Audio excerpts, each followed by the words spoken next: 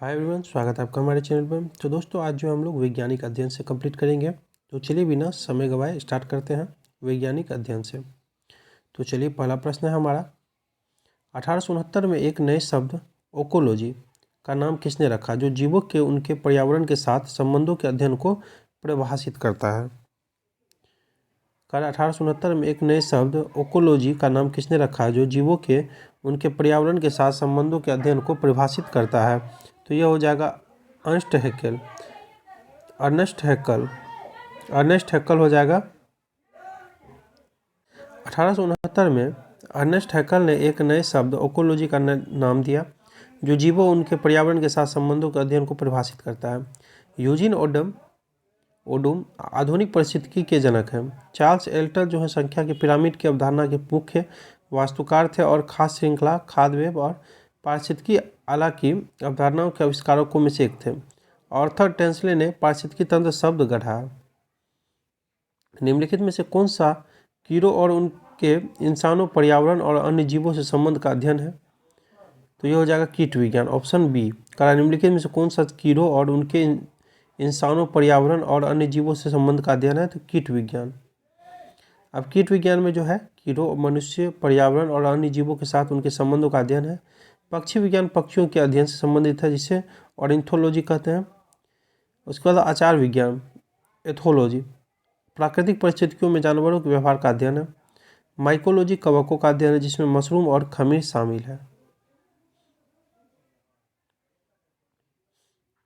बागवानी की वह शाखा जो सब्जियों के उत्पादन, भंडारण, प्रसंस्करण और विपणन से संबंधित है कहलाती है। तो यह कहलाती है ओलेरीकल्चर, ऑप्शन सी ओलेरीकल्चर। बागवानी की वह शाखा जो सब्जियों के उत्पादन, भंडारण, प्रसंस्करण और विपणन से संबंधित है, ओलेरीकल्चर कहलाती है। पोमोलॉजी वह विज्ञान है जो फल उगाने से संबंधित है।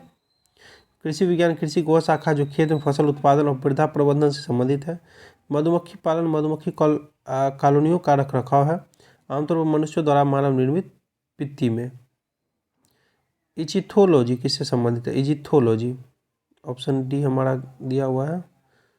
तो चलिए, इचिथोलॉजी जो है मछली का अध्ययन है। मछली का अध्ययन, ऑप्शन बी मछली का अध्ययन। इसके बारे में देख लेते हैं। इचिथोलॉजी जो है मछली के अध्ययन से संबंधित है।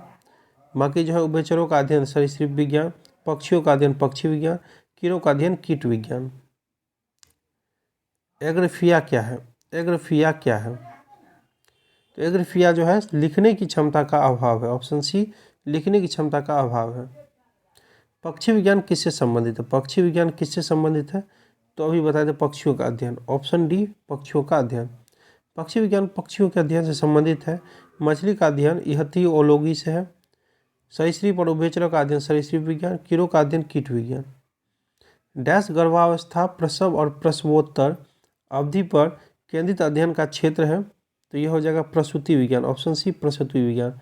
डैश गर्भावस्था, प्रसव और प्रसवोत्तर अवधि पर केंद्रित अध्ययन का क्षेत्र है प्रसूति विज्ञान।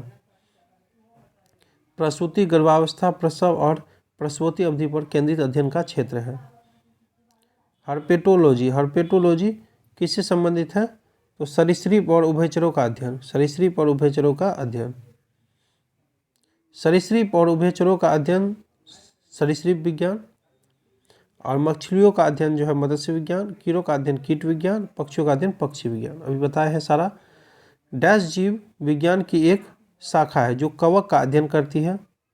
तो ऑप्शन सी हमारा हो जाएगा माइकोलॉजी, ऑप्शन सी माइकोलॉजी। चलिए, सपनों के वैज्ञानिकों के अध्ययन को डैश कहा जाता है? तो वनीरोलॉजी, वनीरोलॉजी। कोशिका विज्ञान किसके अध्ययन से संबंधित है? कोशिका विज्ञान, तो कोशिका से, ऑप्शन डी कोशिका से, कोशिका से है। चलिए, 1930 में किस वैज्ञानिक को एबीओ ब्लड सिस्टम समझने के लिए नोबेल पुरस्कार से सम्मानित किया गया था? तो Karl Landsteiner, Karl Landsteiner.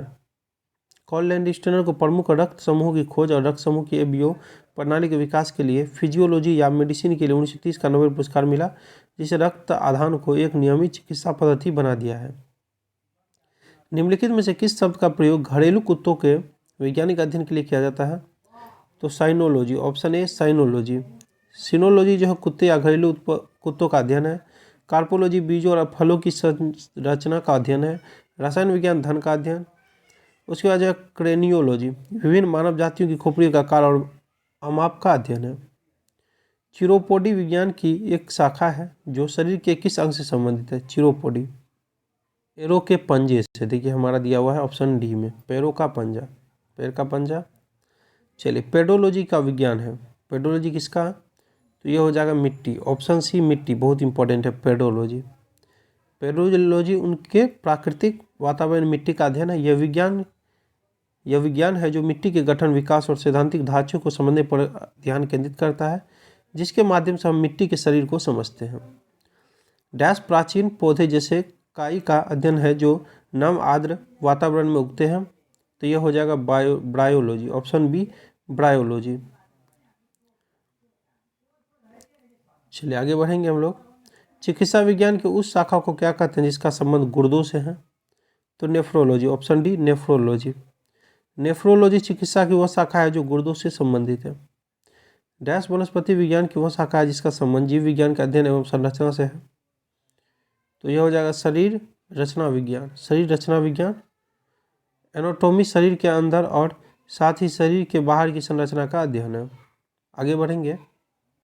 Dash एक वैज्ञानिक विषय है जिसका संबंधित सजीव एवं जीवाश्म दोनों रूपों में पौधों के पराग, बीजाणुओं तथा कुछ निश्चित सूक्ष्मजीवीय प्लवक जीवों के अध्ययन से है। तो पेलिनोलॉजी, ऑप्शन डी हो जाएगा पेलिनोलॉजी।